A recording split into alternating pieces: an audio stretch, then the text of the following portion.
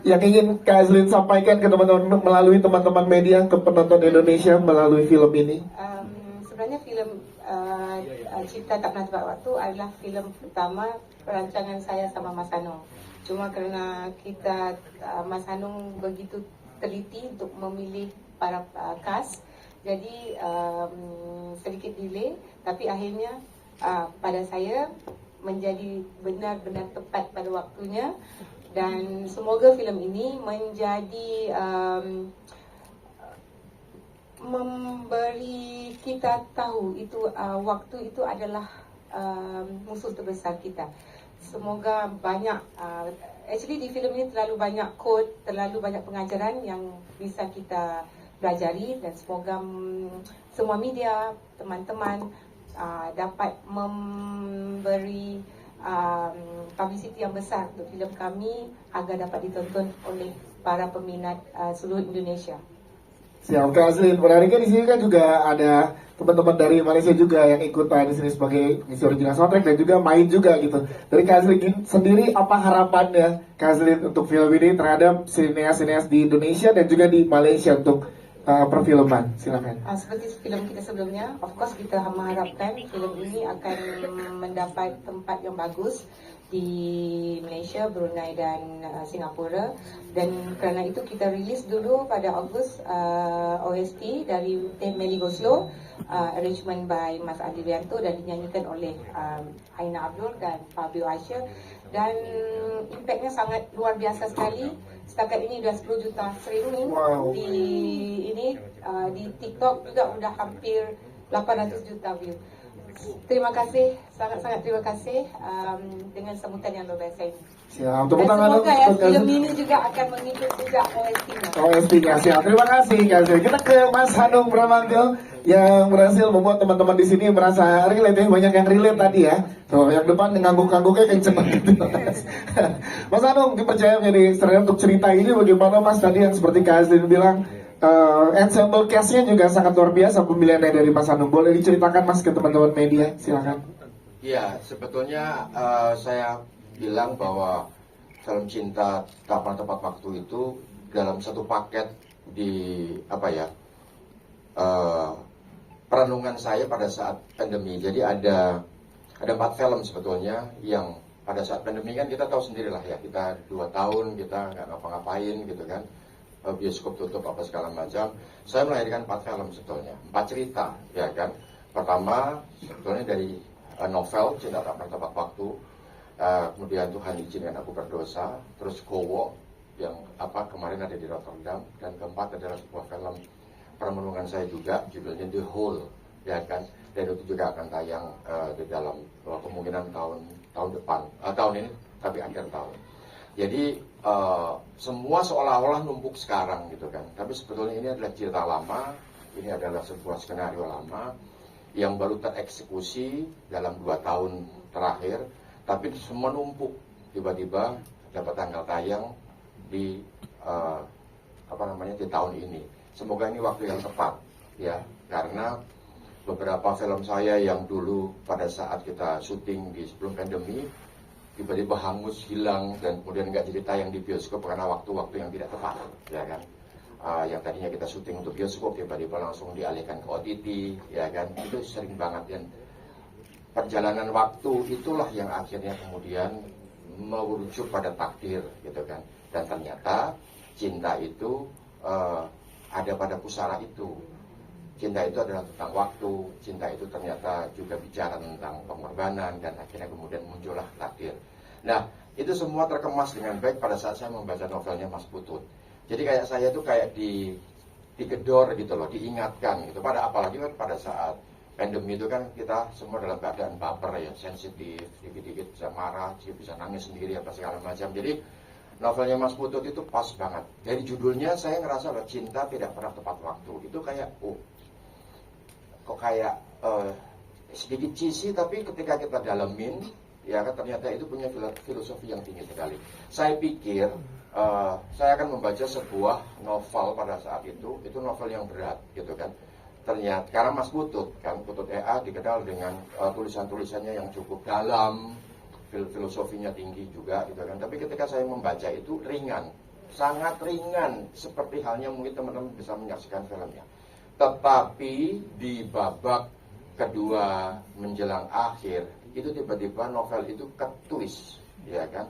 Ketwist tiba-tiba berada dalam sebuah dimensi ngomongin tentang cinta yang lebih dalam. Tiba-tiba ada Bathara Kala dihubungkan dengan wayang ini, dihubungkan dengan tokoh mitos ini apa segala macam.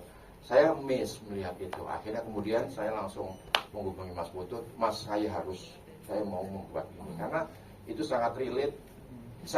Novel itu seolah-olah seperti mengartikulasikan apa yang selama ini, ya kan, itu saya rasakan, ya kan. Ya teman-teman semua pernah merasakan cinta lah ya, atau nggak ada ya? Atau ada? Merasakan dong. Pernah merasakan cinta lah ya, ya. Pernah merasakan cinta terus kemudian. Nah kadang-kadang kita hanya terjebak pada perasaan saja, ya kan. Pada ada rasa, tapi kita tidak pernah berpikir bahwa di dalam perasaan yang senang, yang happy itu ternyata harus ada pengorbanan. Ternyata pada saat kita punya perasaan itu ada monster yang menghantui kita, yaitu Bathara Kala gitu kan.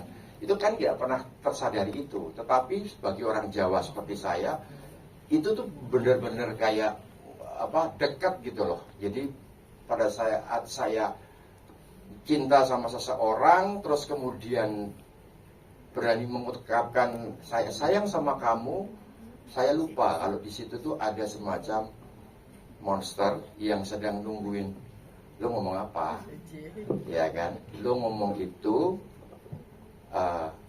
lo jadi harimau bagi mulut kamu sendiri, gitu kan? Mulutmu adalah harimaumu, gitu kan? Jadi ketika ngomong, kemudian ada sosok Bathara Kala yang siap untuk menagih gitu. Nah itu yang kadang-kadang kita nggak sempat pikirkan, ya kan? Sehingga kemudian ketika dijawab sama si pasangan kita, nah jawaban itu kadang-kadang menjadi tuntutan, gitu. Cowok banget itu cowok banget itu. Jawabannya itu menjadi tuntutan, ya kan? Terus ketika kemudian keluar kalimat kapan, waduh udah kapan itu. Wah hanya kenceng banget nih Mas yang ujung. Ya keluar kapan gitu kan? Itu kan seolah-olah ada. Emang nggak cukup ya selama ini? Ya apa yang saya kasih ke kamu itu nggak cukup. Nah ternyata itulah yang akhirnya kemudian membuat cinta itu menjadi tepat waktu atau menjadi tidak tepat waktu, itu tergantung dari bagaimana kita menyikapinya akhirnya. Nah, novel ini menyadarkan kepada saya bahwa cinta itu tidak ada banyak circle yang ada di lingkungannya yang menyertainya. Kawan-kawannya itu banyak, nggak cuma sekedar lu asal nembak lu, gue jatuh cinta sama lu gitu kan. Bukan hanya sekedar itu, tapi kawan-kawannya banyak, dan kawan-kawan itu kadang-kadang kita tidak pernah menyadari. Tepuk tangan dong untuk Mas Hanung Bramantyo, luar biasa. Luar biasa. Ini seperti apa Mas? Boleh diceritakan Mas pemilihan pemain? Ya, seperti yang Kak Azlin bilang tadi, ini adalah batch pertama kami sebetulnya. Oke. Terus kemudian tiba-tiba saya merasa susah banget ya menemukan cowok yang pas gitu kan. Kalau mungkin cewek, mungkin pemain cewek bisa kebayang, ada A, B, C, D gitu kan. Tapi kalau cowok, agak berat ya gitu kan, susah gitu kan. Itu ya akhirnya kemudian ini terdelay, tiba-tiba muncul itu, kita bikin horor dulu yuk, kayak menarik dulu. Kemudian jadilah Trinil, ya kan. Delaynya Mas Hanung jadi sebuah karya yang box office ya, luar biasa ya. Ya kan, saya tawarin yang lain, aduh gue lo, enggak mau seks gitu kan. Hantu aja. Pokoknya setan-setan aja dulu kan. Maunya hantu aja, ya udah kayak ya. Akhirnya kalau kita bikin apa? Nunggu yang susah berarti nyari rival ya di sini ya. Nyari rival. Pas kan dia. Nah, gimana teman-teman? Laki-laki yang susah dicari. Berapa tahun? 1 tahun berarti proses pencarian Daku. 1 tahun lebih. 1 tahun lebih ya. Wow. Jadi skenario udah jadi. Saya sama Haki sudah siap. Ya. Ini kita selalu menggodok skripnya itu tuh lama memang. Lagu juga udah siap Mas. Lagu Di Temeli pun udah siap. lagu dari Temenu sudah siap. Apa Jadi, Mas yang bikin lama menemukan sosok Daku? Dari Mas Hanung, apa yang bikin, wah lama banget harus pas banget apa Mas? negonya kali ya. Enggak, bukan. Waktunya Mas ya, semua harus tepat waktu memang. Nggak tahu, saya nggak pas aja. Ah. Ada ini, enggak ya, ada ini. Saya nggak mau nyebutin ya. Ada Ya, ya. beberapa Nama, bekas ya. laki-laki, Hmm. aktor laki-laki Indonesia gitu kan. Bukan soal ganteng ya, Ya. ya kan, ganteng atau bukan soal bisa main apa tidak, Hmm. apalagi soal followers, saya nggak peduli dengan itu, Ya. gitu kan. Tapi soal pas aja gitu. Ya benar. Yaitu tepat waktu itu ternyata kayak takdir gitu, kayak nyata gitu, Ya. gitu aja. Wow, tepuk tangan dong buat Mas Hanung. Jadi pencariannya dan kita tanya langsung gimana Daku ke Reval Hadi tepat nggak? Wah tepat ya. Jangan ragu dong, buaya lu gitu ya. Ungkapin aja sekarang ada Tambahan orangnya. juga. Iya. Sebenarnya ini film tayang tahun kemarin, tapi dikasih tanggalnya tidak tepat waktu. Nah, ini mau Jadi udah semua. barengan sama film saya juga, gitu kan. Jadi, oh my God, ya Allah kenapa sih susah banget ini. Jadi kayak nujum gitu loh. Itu judul karya itu tuh kayak nujum Iya. dibanding karyanya gitu.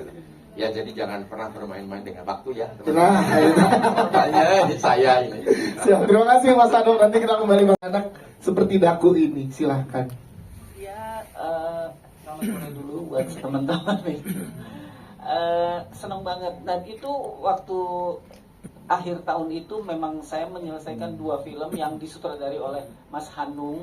Jadi saya udah ngerti deh gimana gitu ya. Dari Ipar Adalah Maut langsung masuk ke Ya. ini Cinta. Seneng gitu. Ya, Mas Hanung itu kan orangnya spontan ya kalau ini ngedirect tuh gini-gini.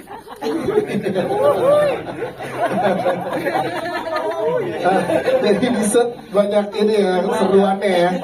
Banyak Berproses bersama Reval dan juga Om Slamet gimana Bu Dewi Irawan?